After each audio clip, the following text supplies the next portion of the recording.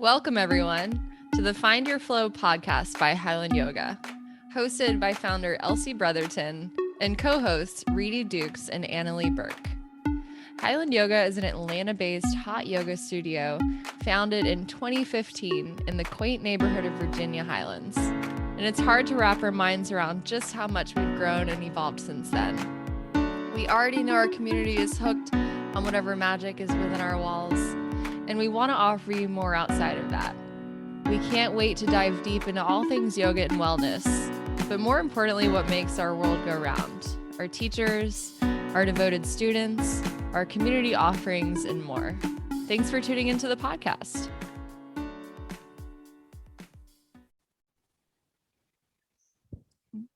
Okay, hi everyone. Welcome to Find Your Flow. Thanks for tuning in. My name is Reedy. I'll be your host for today. I'm excited to have Cheryl Crawford here. She's one of our teachers at Highland Yoga. We actually had her on the podcast a while back, and I feel like we didn't have enough time to dive into everything that all the work that she's doing, and she has new stuff on the horizon. So we're just happy to have her and hear about that. Cheryl, thanks for being here. I'm so honored. So honored to be here with you. Yeah. So for those of you who have not met Cheryl at the studio, I want to hear from you, Cheryl, about your yoga journey in general, and then your journey with Highland Yoga. What are you bringing to our studio? Well, I started practicing 26 years ago when my children were a couple months old. And then I started teaching 22 years ago. I've been teaching 22 years. I started with children and then progressively moved toward all ages to integrate intergenerationally.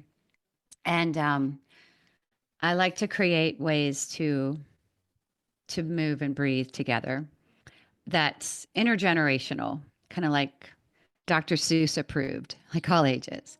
And so with Highland Yoga, I've been with Highland Yoga since the beginning of teacher training. So I've been teaching the chakra section of teacher training since the first training. And I'm really honored. And then I've been teaching at Highland Yoga classes for, I think, January 2023. I started with Cosmic Flow and then added Vinyan. And then a little over a year ago, added Kundalini. And I absolutely love Highland Yoga. And you were already teaching in the Atlanta community before that, right? Yes, I taught at Decatur Yoga and Pilates since I helped open that studio, and then they closed during 2020, which was really sad.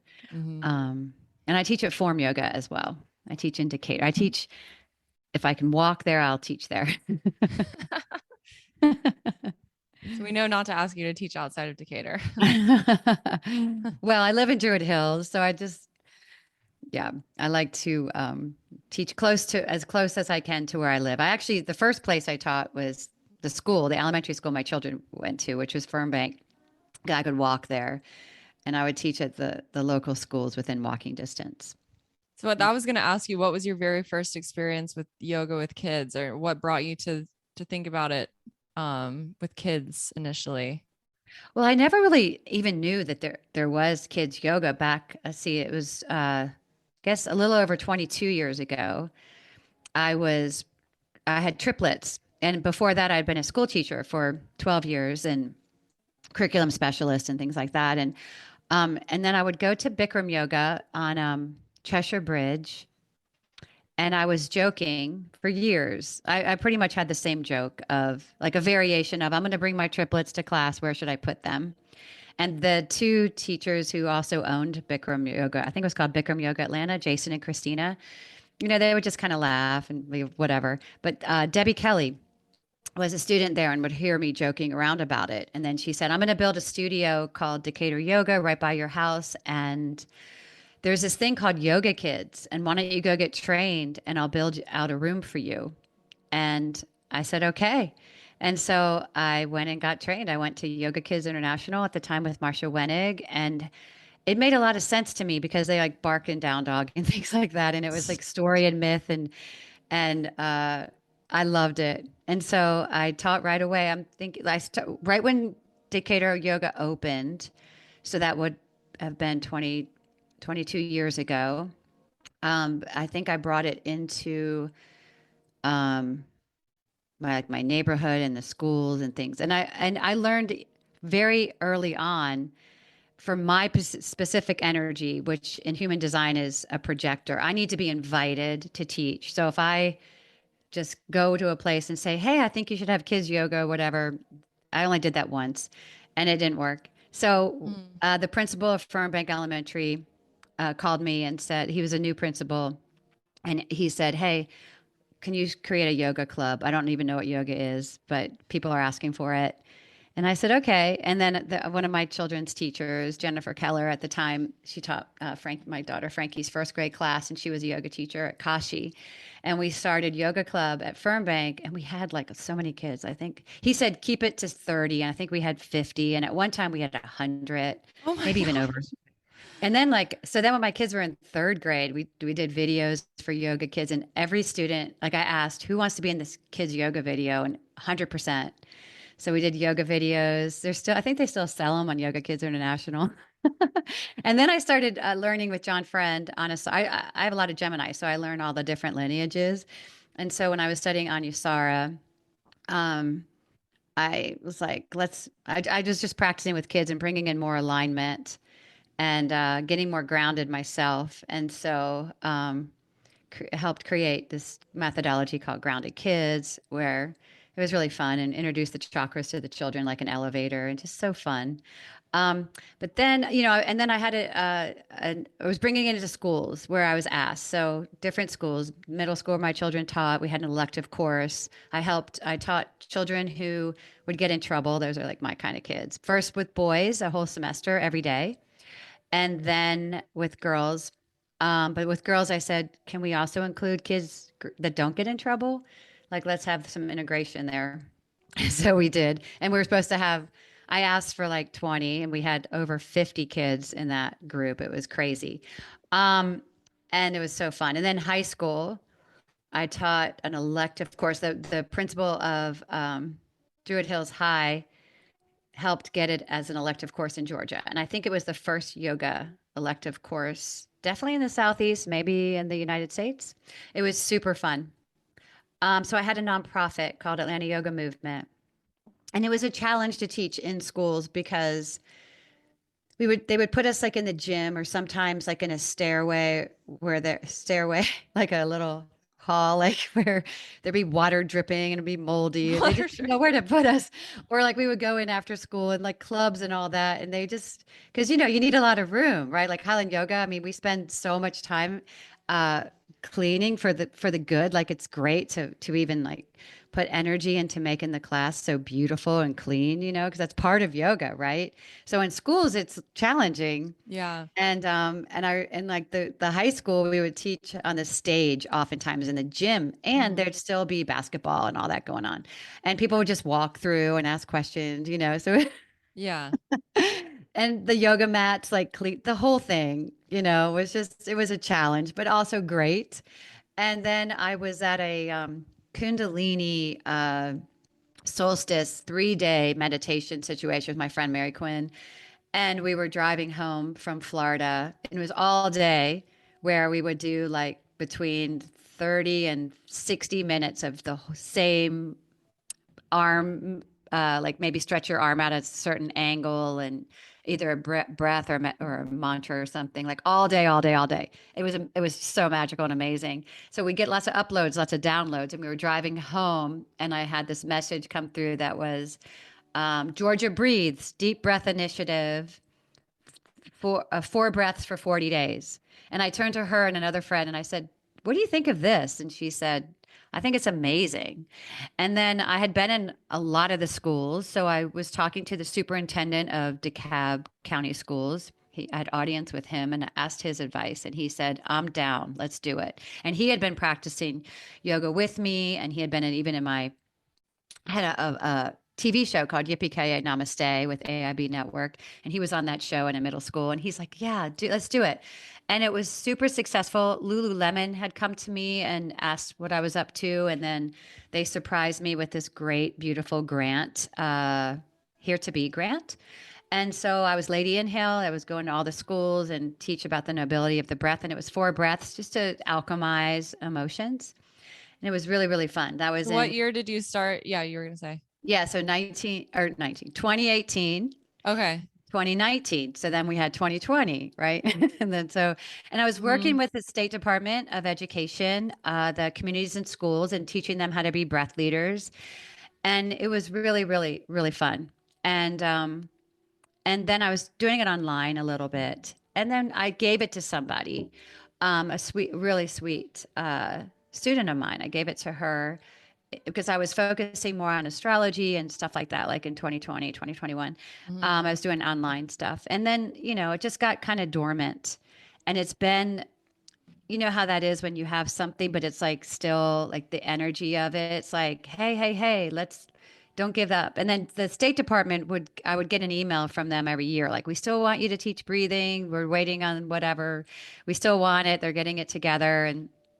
And so recently they did that again. I heard from the State Department. They said, hey, we want to have a breath leadership training. I said, okay. And then it just came to me like one of my legacies is I live in Druid Hills, and a lot of people in Druid Hills don't know what Druid means, which I find really funny. And so I'm helping to bring the Druid to Druid Hills, like, understanding all the elements and, just the magic of Druid and with the trees, because in Druidry, their communication with the trees. And so I've been studying that a lot. And I thought, well, what about, and then it just came like Georgia Breeze with the trees, a different tree for each season, like astrological season. And Mhm. so the first breath is live oak because it's the state tree. And it just went from there. And then I'm friends with this amazing farmer artist with Diamond Hill Farm from Athens they come to the Freedom Farmers Market. And so I did a astrology reading with her. I gave her a reading, and then she has been drawing these amazing, like Lady Live Oak, and one for each of the different astrological seasons. So I've correlated it with Aries, Live Oak with Aries, and I've condensed it down to 3 minutes for 30 days, this 3 minute live oak breath for 30 days. So that I mean, I liked 4 breaths for 40 days, but I seriously had people say, I don't have 4 minutes. I mean, Mhm. and I mean, I get it. I do. I don't have 4 minutes. So it's okay. How about 3 minutes? They're like, yeah, I have 3 minutes. And it's one breath. So it's not so complicated. And so it's an initiative, and I wanted to make it free. And it's like it just feels like a living, breathing seasonal journey through these 12 native Georgia trees. And so we get to know like what are our native trees. And what was really fascinating is when like the artist, her name is Carolyn, and when we were talking about the trees, and she was drawing one of them, and I was traveling with my children, and I was with one of my children meeting the other two and my husband, and we were traveling up the coast, and we stumbled upon this place to go hiking like in north, I think it was South Carolina actually. And we were going to actually Oak Island. We're going to Oak Island in North Carolina, which is a fantastic place. And my daughter Annabelle and my husband Bruce and I were hiking, and we came across all these live oak trees, and we were enthralled. And at the exact same time, because I didn't know what Caroline was going to do, and she was choosing like some of the trees just based on what was downloading into her. She's a Pisces and very magical. And she texted me the picture of Lady Live Oak at the exact same time that we were in with live oak trees. I took that as a really good sign. Yeah. Oh my gosh. So her and I have been just like studying the trees, and I've been talking to a lot of like there's a lot of tree people who are very much connected to the trees, here in Georgia. And so each tree has its own like energy and archetype, kind of like, Aries, Taurus, whatever. Wait, And can I so back you up and ask about first of all, like astrological signs? You said it ties in, but I don't think a lot of our listeners are even familiar with that. side of the world, and you Yeah. definitely are. So can you just recap what all of that even means and what it means to you?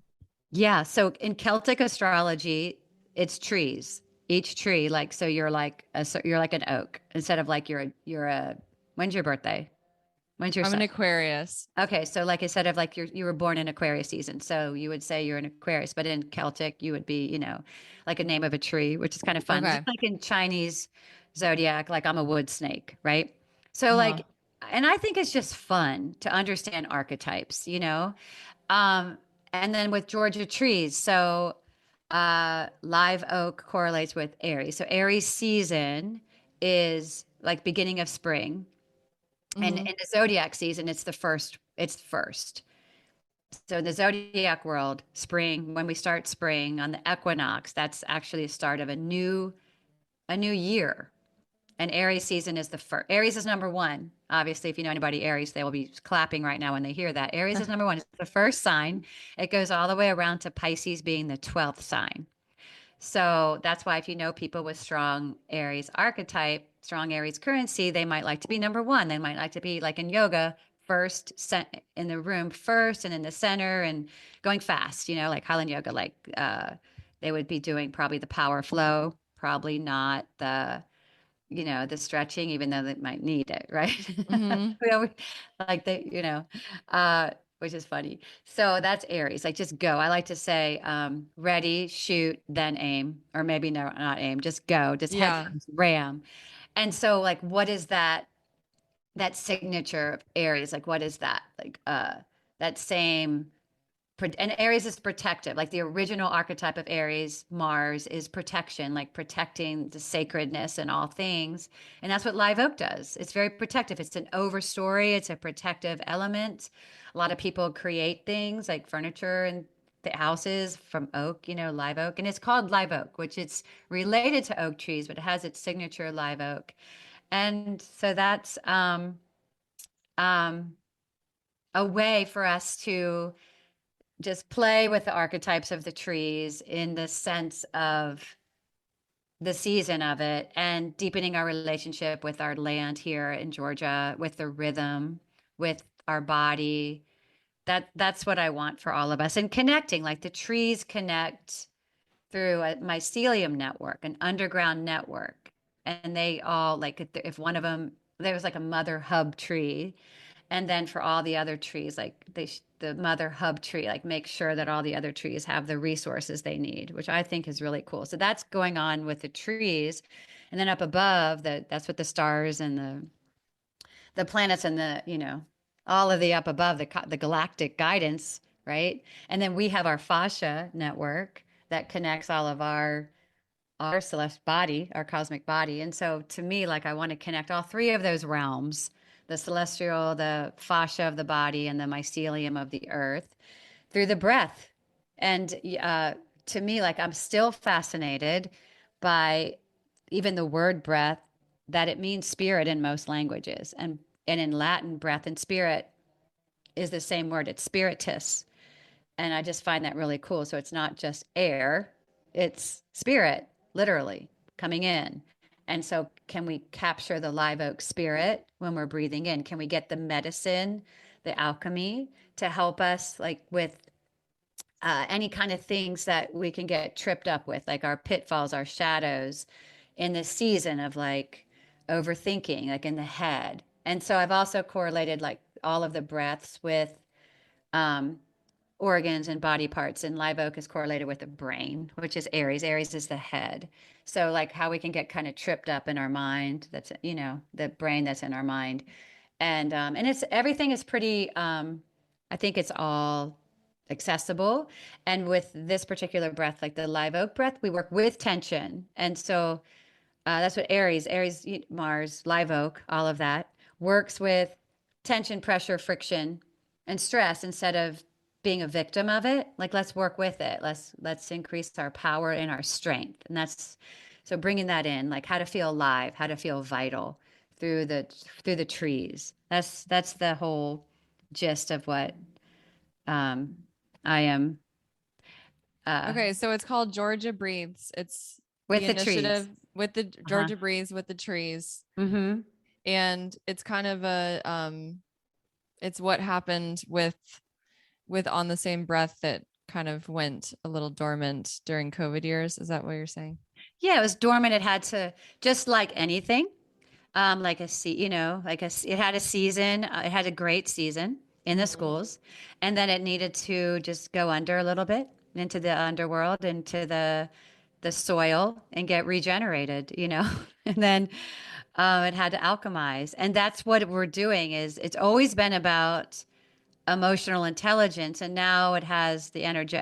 Well, it was also in the schools, so I felt like whether it was my own making, my own overthinking or not, I felt like I had to be careful because it was in the schools. And there was always that concern of I'm saying something too mystical, too magical, that it's going to offend somebody. And it didn't never Mm-hmm. happen with me, even though I was paranoid about it because I have Scorpio moon.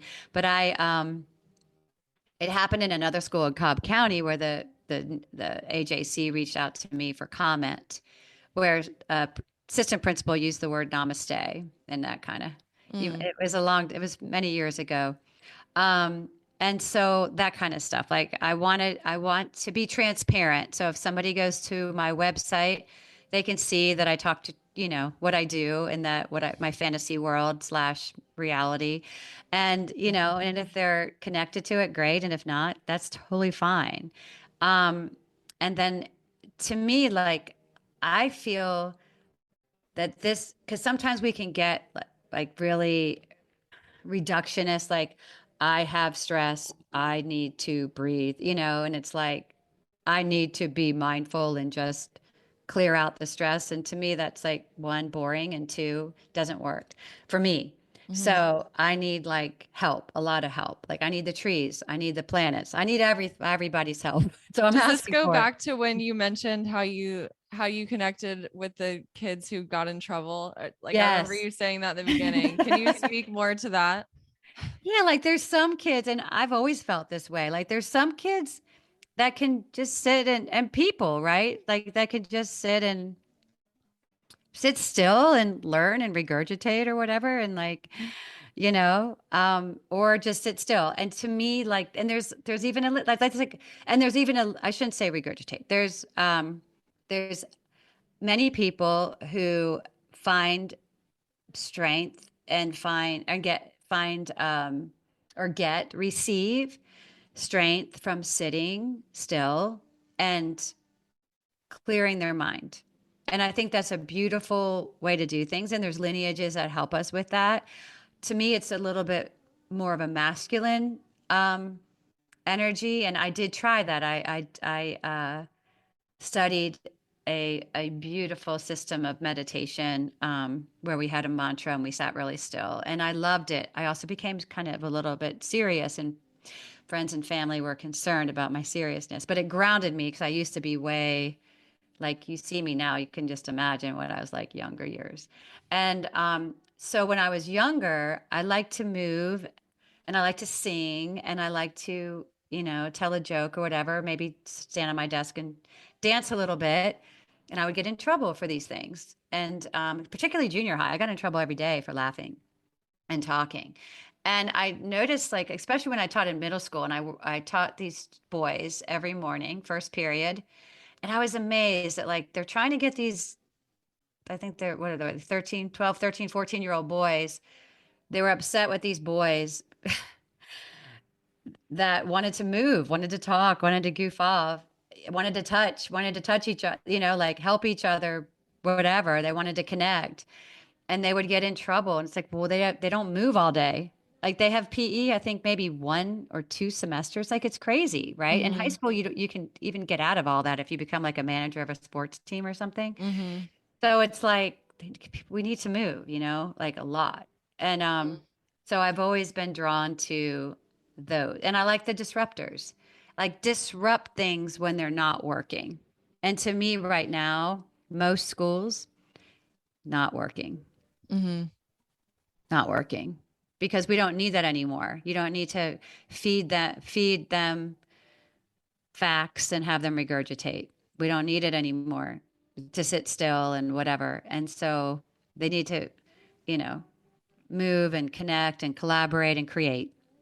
So, like, that's what I want for the schools. Yeah.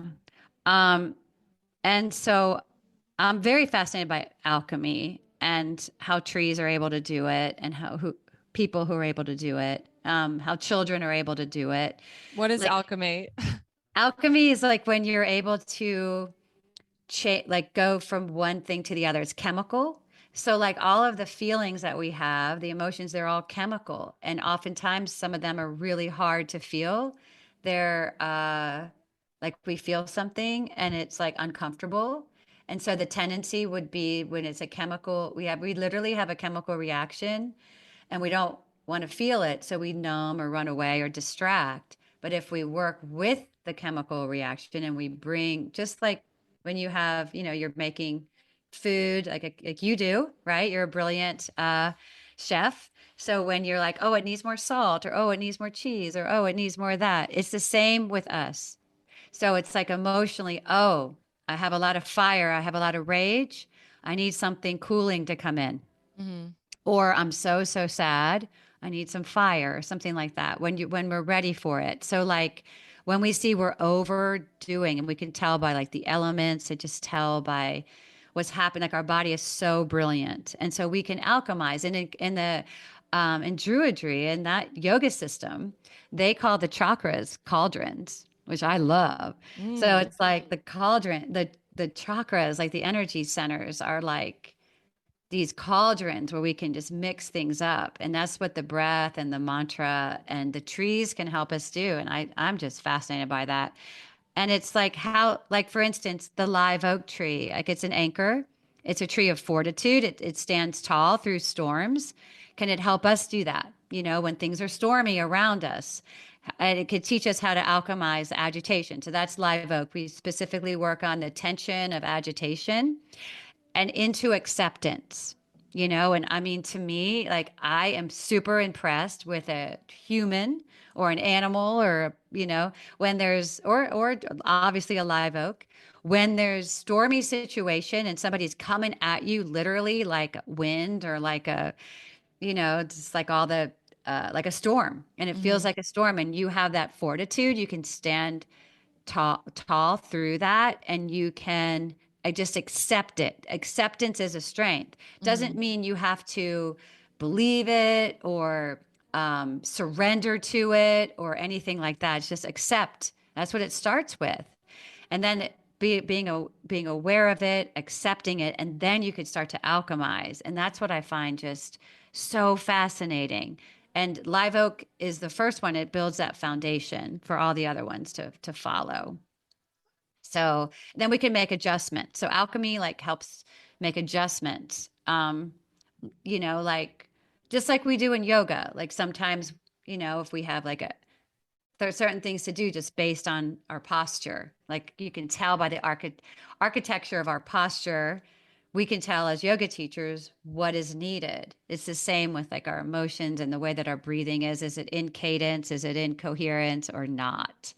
So, So is um, this programming you have, or whatever we want to call it, is this to help people recognize what's going on before figuring out what they need? Is that yeah, just to accept it, like to learn how to tune in and just feel and be aware. Because oftentimes we're not even aware because we're so focused outwardly that we're not aware yeah. of what's going on. Mm-hmm. So what Yeah. are the other trees and Those will be breakdown? revealed. It's a Oh, surprise. oh, oh, oh, I see. I see. I see. So we'll know in a couple of weeks the next season. But right Okay, now, yeah. So tell us about if someone's interested in where do I start if I want to get involved in this initiative and learn more? so you can go to woohoowoohoo.com. It has everything has three O's because I have triplets. Woohoo woohoo, which is woo and who. It's like the polarity of the woo with the who, like kind of like an owl, like the wisdom with the majesty. And woohoowoohoo.com or woohoo yeah, .com/ on the same breath. I So you think can it's three woohoos. Oh do yeah, you're right. It's just two. do. but there's 3 O's. It looks like 3 because of all the O's. I know. It's kind of silly. And then you can sign up, it's free, and then you get the same breath each day. And I did not videotape myself. I videotaped that you'll see Lady Live Oak and then some live oaks because if you open your eyes, then that's what you'll see. Because I want us to be aware inside and not always be looking outside at what does it look like? Am I doing it right? So you listen and you do it what makes sense to you. And it's really, live oak, you'll interlace your fingers in front of your heart. That's the beginning. Then you're going to do something with your head and your breath and get a mantra in there. And the mantra could even be like Oki on your inhale, Doki on your exhale. Like there's lots of different ones. And then like I like to think in terms of currency. My fantasy / reality world, I am creating my own cosmic economy like you do. And so each day you will get what I call a script layer to be like a millionaire, like a cosmic millionaire, like a spiritual millionaire, prosperity script layer, and it'll include like some things that you can do like reflections or some playful rhymes to kind of root into your breath and things that you can how you can integrate this in your daily life, and it's correlated with the days of the week, like Monday is Moon Day, Tuesday is Mars Day, things like that. And it had like each of the planetary energies. So like Venus days, we focus on like beauty and love and design. Mars days on action. Mercury days on communication. And so everything's like written in a kind of whimsical, sustical, like, in yoga we have sutras. I create sustras. So it's like shifting the nervous system and kind of inviting like childhood wonder. Like, like Mhm. when we're children, we just love the trees. And then we're like, wait, we have trees? And then we work with like the gu and the ru, the shadow and the light as part of our journey. And so the biggest thing is I really want all of us to connect to our breath and our land and our story and our sovereignty. And it's like a personal way and then also communal, like we breathe with the trees. We remember we're not alone. And then to connect to all the other people in our state. So that's So what is I this would. a collective timeline? Does it start at a certain point or is it due on your own?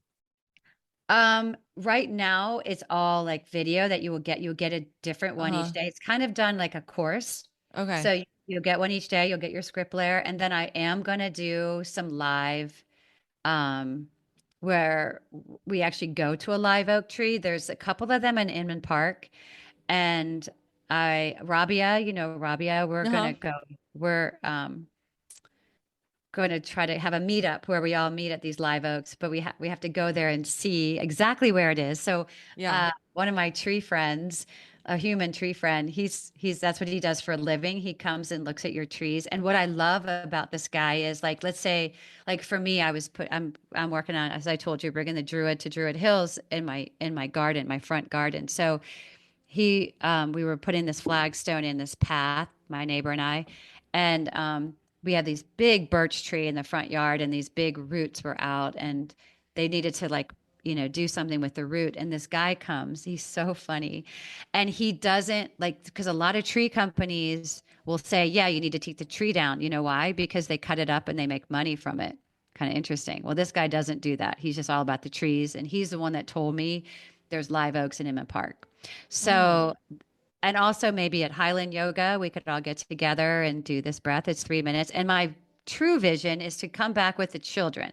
So bring the children, and they each have a stick as a wand, and or help orchestrate the breath and bring it into cadence. And that goes back to the whole rhythm of Highland Yoga that Elsie has brought, like the main tenet of Highland Yoga, especially like her, like she created Highland Yoga. A lot of the vision of it, the high vision of Highland Yoga, Mm-hmm. is she used a metronome to get into the cadence and to get us back into rhythm, and taught us how to do that. And I would like children to have a stick, kind of like an orchestra, like a pranic orchestra, to help us get into rhythm. That's the high vision. So, So people of all ages yes. can tune in. Mm-hmm. And you will be okay. Now I can't help but picture where the live oaks must be in Inman Park. Somewhere with Euclid and Elizabeth, and I want to go there. And I'm hoping to go. I'm planning on going this weekend, and then Robbie, I or any maybe you all too will like put it out there. Let's all meet there and breathe with the trees, you know. And some will be Yeah. easier than others. So there's 12 different trees throughout the year, one for each. It'll be like when Taurus season starts. That's the next tree. And so now it's live oak, it's Aries, and it's the start, the foundation. And we had like a slow start. And I really wasn't, let's say, ready.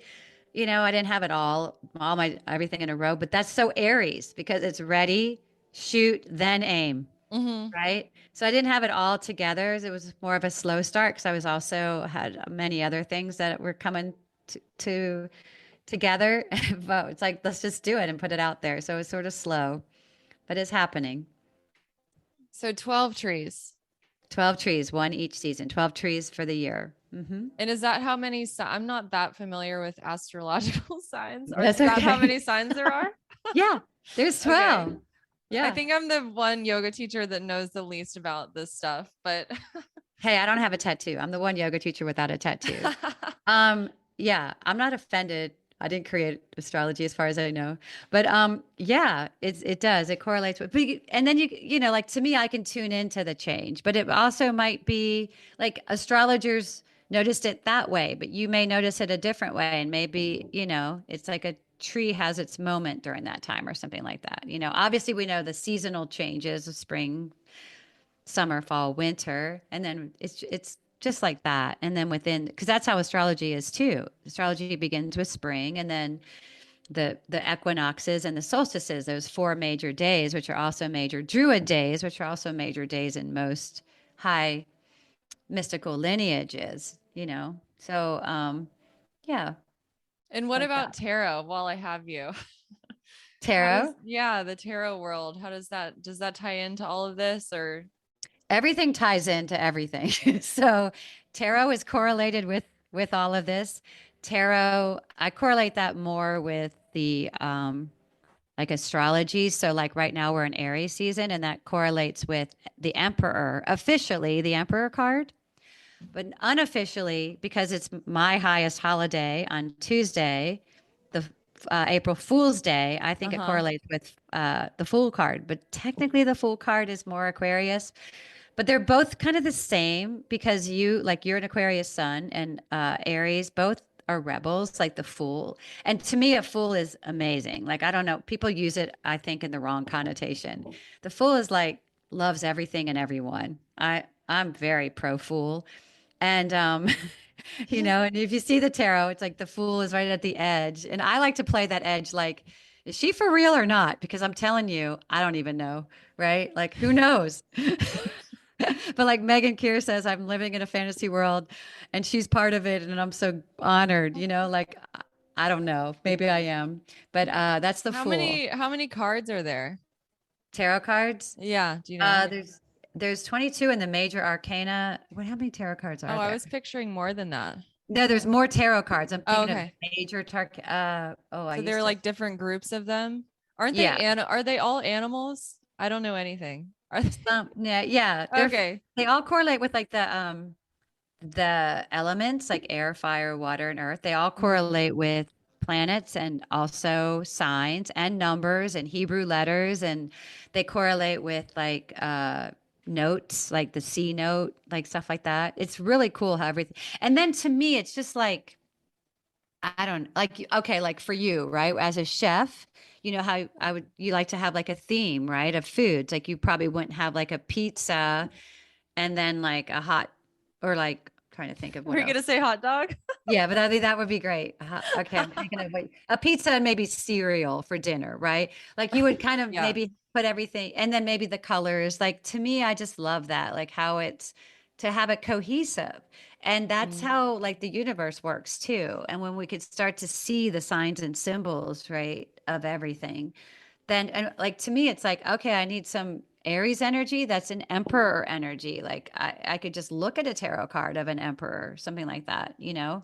Hmm. um So that's how you could bring tarot in if you want. But like I like to bring the trees in. And so even like the oak, the acorn, the branch, the I think to me all branches are wands. All branches are wands. So if we use branches as wands, the ones that we find on the ground, you know, like everything is really magical. We just sometimes can overthink and forget. And I want to help bring the magic back. So do you think like the more you point out these symbols for people that they wouldn't recognize before, the more we collectively recognize these things and the more connected we become? Yes, like, that's Okay. exactly my what I think. You're so on. You get it. I'm catching on. And you've also talked about the constellations before. And Mhm. what's your constellation theory with people? I think we're all connected. And I feel like find out when you can find out about yourself, what your pitfalls are, your shadow, because we live in a polarity planet. So what are the pit like for you, Aquarius? So the pitfalls, the shadow might be isolation, alienation, overthinking, over intellectualizing, where that would be like what I call the goo. And then the light, the consciousness, the awareness, the gift, the genius is literally genius is Aquarius. Your genius, how you can connect humanity, like your specific genius, the connection. And so, but then that's your sun. You have a moon sign, you have a Venus, like all of that. Like there's a specific blueprint of your design the day you're born. I think I just find that amazing. The way the sky, the picture of the sky when you were born. Mm-hmm. And so you understand yourself, then you can start to understand the people in your life. So I do not align with, oh, you're a Gemini, you should date a Libra. No. And when people ask me that, Okay. I think when you like, I love my husband. Like, we've been together for a really long time. I still am like madly in love with him.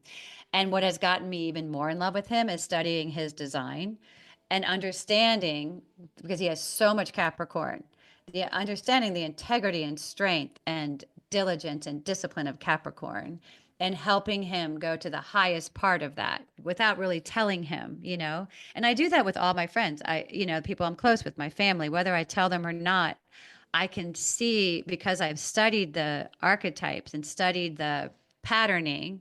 Then I know, and I know like when they're in their shadow and their pitfall, and just help them embrace that and to help them get to their gifts and their genius through this.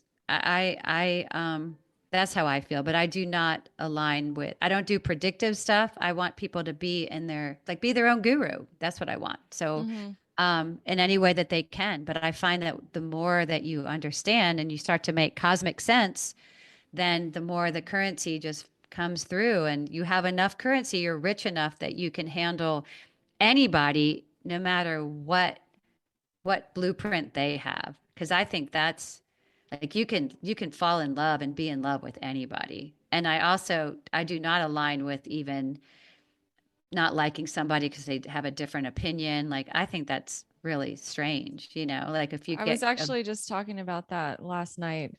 I was bringing that point up. yeah. Yeah. I mean, I think we need more that because look at a battery, it's opposite, right? Look at sun and moon, look at night and day. So in this planet, You, I think we need, like, I think you'll charge with somebody who has a lot of opposition to you, you know, Mm-hmm. because when we're trying to look for someone, like, we can become a victim of our opinions. We have these opinions that a lot of time are formed when we're like between 14 and 21. And then we're kind of trapped in those opinions.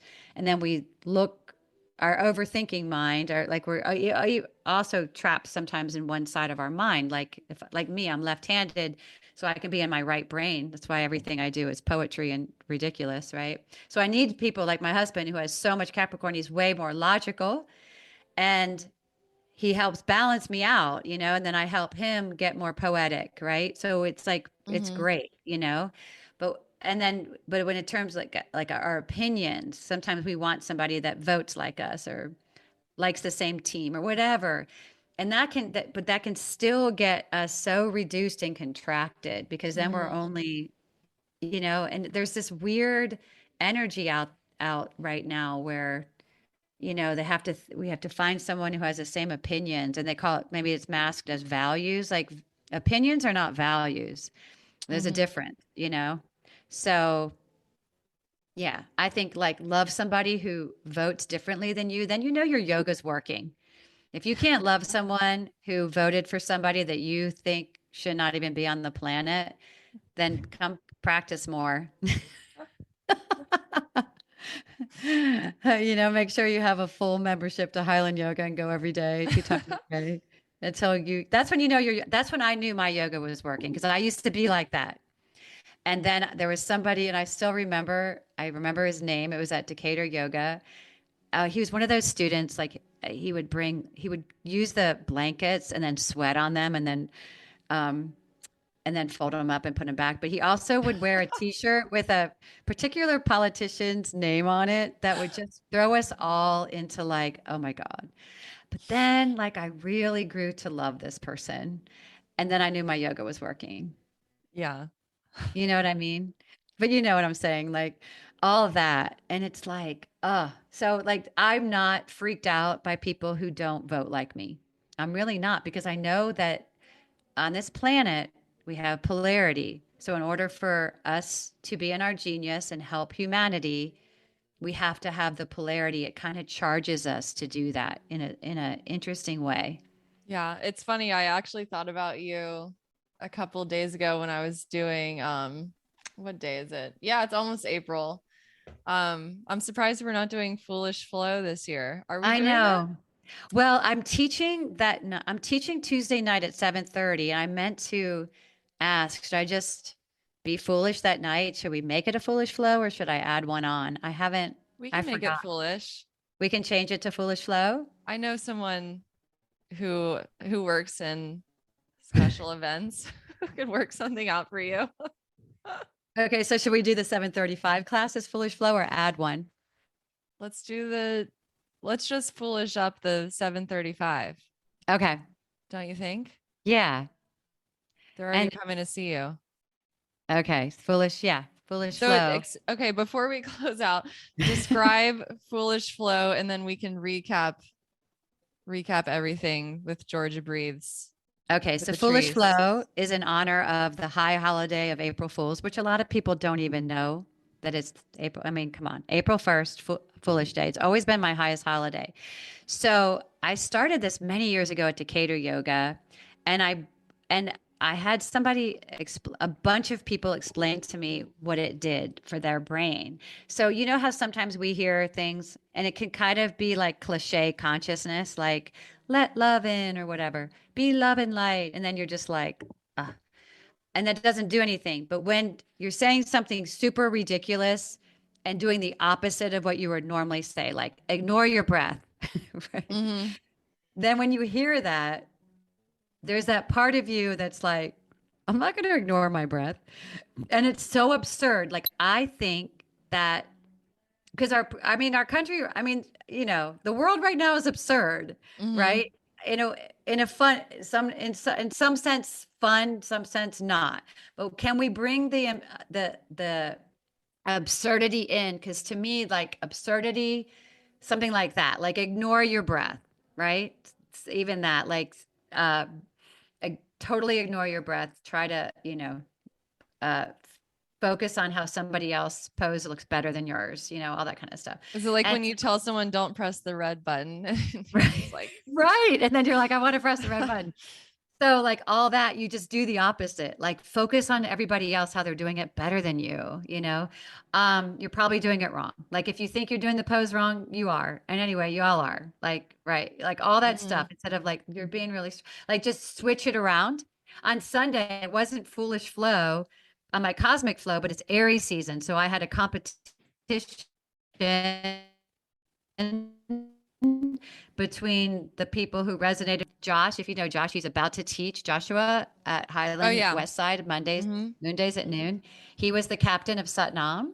And then Abby Berger was the captain of no, she was the captain of Satnams. And Joshua was I am. And it was just ridiculous because we're told in yoga, don't be competitive. And what was the other thing that we're told not to do that we did? Don't be competitive. don't compare, whatever. So we did it, and it was just in a ridiculous way, and it was super fun. So like Foolish Flow is all about that, like absurdity, because I find it's just what you asked me, what's alchemical. Absurdity is the medicine that we need. It's an almost like an ingredient. It's an energetic ingredient that I find, or at least I'm able to transmute to you to help you alchemize old, stuck, shadowy energy, clearing that out into something way more magnetic and strong that you could use, just clearing. Because when you can bring that absurdity in, I think it's just so fun. And just to hear that, particularly in a yoga class, like when it's all of the things like this, the opposite, just turn it around like an upside down on its head. And it's foolish. It's like, Mm-hmm. like the fool would do. It's like, and then it winds up in a meditation on bringing your mind to zero, because fool is the zero card. It's actually not even all the tarot cards are numbered. I'm trying to remember how many at the moment. Mercury's in retrograde. I don't remember how many tarot cards there are. Um, it'll come to me. I know there's 22 of the major arcana, and then there's the minor arcana. So I think there's 88. Could be wrong, but I think there's Okay. 88. Anyway, so the fool doesn't have a number, and it's the beginning of the tarot, it's the end of the tarot, but it's so we bring it down to zero. We do a fabulous zero meditation at the end. But yeah, it's super fun, and let's do it. Let's do a Foolish Flow at 7:35 Tuesday, Vinyan. Yeah, I think it's interesting because yoga isn't at least our yoga isn't very serious, and it's kind of like people come to just check out and do their own thing. But I still think there's this underlying sense of like your behavior, almost like people's behavior is monitored, like kind of like in a school setting, like a Right. classroom setting. It's kind of the Yes. same in a yoga studio. So we even Well, have to, everywhere. I think a lot yeah, of people still behave like they did in school. Like, am I doing it right? Am yeah, I wearing the right thing? What are you wearing? Should I do this? How do you act? Like, how do you act how do you act anywhere? People want to know. They want to do it right. Am I doing it right? Am I doing it right? And they want somebody to tell them they're doing it right. And some even thrive on getting like, like kind of, you're not doing it right. Like there's a lot of, because I'm trained in Iyengar, I'm trained in Anusar, I'm trained in all the so-called uh, like strict. ways to the right alignment, whatever. And I'm always Yeah. amused by the right alignment because, I have a lot of Gemini, I have multiple perspective, I remember like tailbone, tuck it or not was a huge uh, debate. There's been a lot of them in the world, right? In the yoga world. I find, of course, I'm amused by it all. And I find more now, like I'm more about the energy too, because you could be in all the so-called right alignment, but there's no breath there, there's no spiritus there, the energy's not there, you're not alchemizing. You're getting in your car and you're yelling at everybody and you're going home and kicking the cat. You could shift it a little bit, right? And that's where I think I'm just absurdity kind of, and that was me, right? I would go to yoga, I would do all the things I didn't kick my cat, but I would still like, I'm not, it's not working right. Like I need more. I need more. Mm-hmm. Like I still want to yell or something, and so for me, I needed a lot more. And I unlocked this absurdity that was, a lot of so-called authorities that came in the form of teachers tried Mm-hmm. to compress it. But then I became a teacher. I taught in school, and all the principals always gave me the kids that got in trouble, and we thrived together because we got each other and we had so much fun. And those are my people. I'm still in touch with so many of them. And then even now it's like and I also honor totally like my husband, he's a Capricorn. He loves rules. He loves to stand in line. He loves to do all that stuff. And I love to watch him do that. And I know that Yeah. I can always count on him. And I always say like, hey, I want to do this thing. Is it unethical? Like even bring it back to like yoga in schools. Georgia breathes. I was teaching this deep breath. I was teaching the breaths down in South Georgia at a school district and with all the dignitaries of the school district. And in my mind, I'm thinking, there was this part of me that was like, wow, this is so cool. They have no idea that this is from magical, mystical traditions. There was that part of me that kind of liked that sneakiness, but Mm-hmm. more of me, 70% was like, I don't like this. I'm not transparent. I don't feel good about this. And so now I feel super transparent. Like you see what you get is what you see, you know. I don't have to hide Yeah. that I am more I self-identify as the with the ecstatics. I'm here to with the help of the druids and the yogis and all who want to help the cosmos, the trees, to help bring the magic back, you know, to help remember that that's what we're here to do. So that's we will put the website in our show description, but woohoo.com, Mhm. 3 O's Yeah. each time. Yeah.